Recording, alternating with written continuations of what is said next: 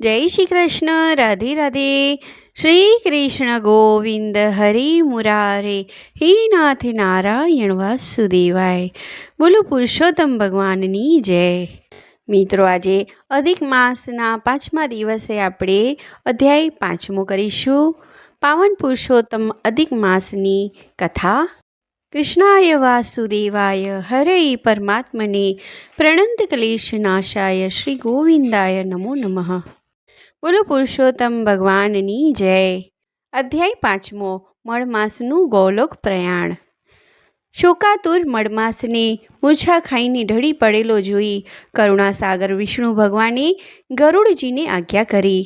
તત્કાળ ગરુડજીએ પોતાની પાંખો વડે ચામર ઢોળી એની મૂર્છા દૂર થઈ.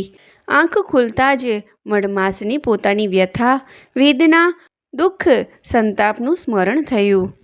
તેથી એ આર્તનાદ કરતા બોલ્યો, હે પ્રભુ, આ દારૂણ દુઃખ મારાથી સહન નથી થતું. મને મૃત્યુ આપો તો જ હું મુક્તિ પામીશ.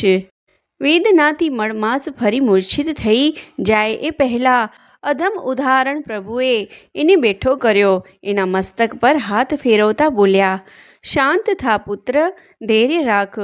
હું આ ક્ષણે જ તને ગોલોક મધ્યે બિરાજમાન યદુનંદન ભગવાન શ્રી કૃષ્ણ પાસે લઈ જાઉં છું. ત્યાં અવશ્ય તારા ત્રિવિધ તાપનું નિવારણ થશે. ગોલોકના દર્શન માત્રથી અધમાધમ જીવ પણ પુણ્યવાન બને છે.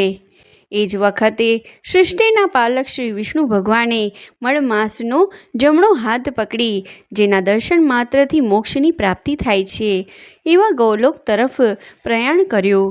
મળમાસની મહાવ્યથાનું વિસ્મરણ કરવા માટે શ્રી વિષ્ણુ ભગવાને એને કંસની કંદના શ્રી કૃષ્ણના ત્રિભુવન મોહન સ્વરૂપ વિશે જણાવવા લાગ્યા. હે વત્સ, શ્રી કૃષ્ણના આ સ્વરૂપને તું ચિત્તમાં ધારણ કરજે. એ ગોલોકના સ્વામી છે, સદાય જેવો ભક્ત વત્સલ રહ્યા છે. ભક્તોને ઉગારવા માટે જેમણે ટચલી આંગળી પર ગોવર્ધન ધારણ કર્યો છે, એવા ત્રિભુવનધારી શ્રી કૃષ્ણના શ્યામ સુંદર અને તેજોમય શરીર પર પીળા પિત્તાંબર અને જરકશી જામા શોભી રહ્યા છે. મસ્તક પર મોર મુંગટ ધારણ કર્યો છે. કંઠે કૌસ્તુભ મણિ છે. હોઠ પર બંસરી છે. એનો નાદ સમગ્ર બ્રહ્માંડને ડોલાવે છે.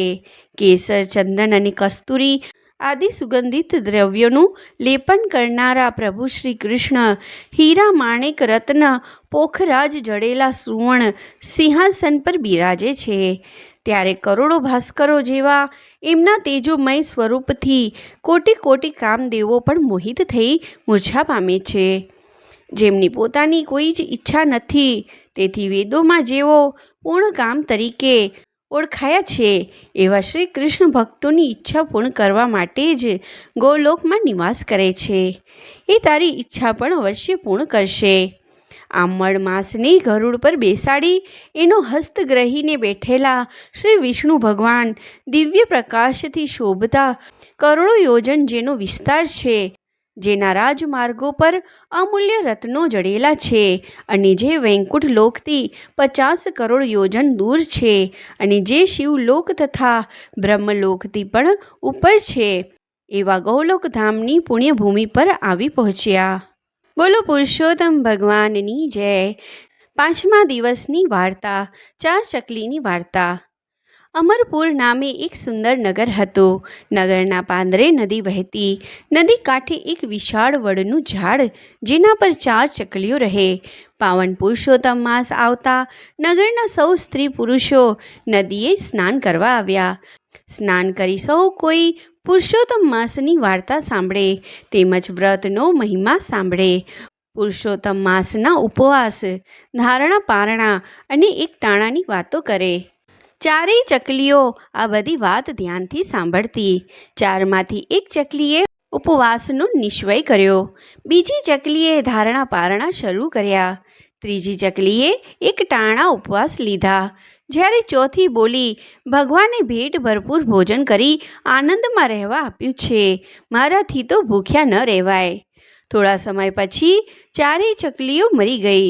4 ચકલીઓ એક શેઠના ઘેર દીકરીઓ બનીને અવતાર પામી. શેઠના ત્યાં બધી છોકરીઓ ખૂબ લાડકોડથી ઉછરી મોટી થઈ ગઈ.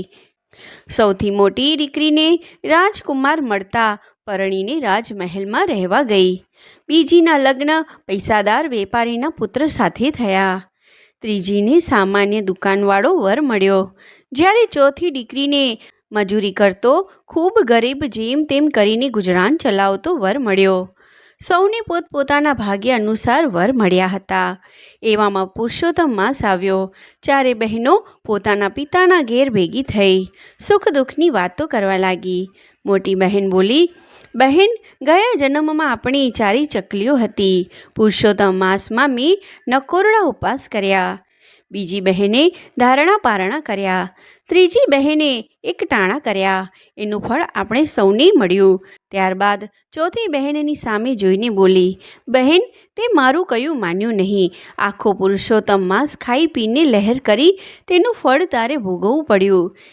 તે વ્રત કર્યું નહીં અને ખાવા પીવાનો કોઈ નિયમ રાખ્યો નહીં, માટે તને ગરીબ ઘર મળ્યું. નાની દીકરીની આંખો ખુલી ગઈ. તેણે પુરુષોત્તમ માસ આવતા શ્રદ્ધા અને ભક્તિભાવથી પુરુષોત્તમ વ્રત પૂર્ણ કર્યું અને એના પુણ્ય વડે એણે અઢળક સંપત્તિ પ્રાપ્ત કરી અને તે સુખી થઈ ગઈ. હે પુરુષોત્તમ પ્રભુ, શ્રદ્ધાથી તમારું વ્રત કરનાર સૌને ફળજો. જય શ્રી પુરુષોત્તમ ભગવાન, જય શ્રી પુરુષોત્તમ ભગવાન.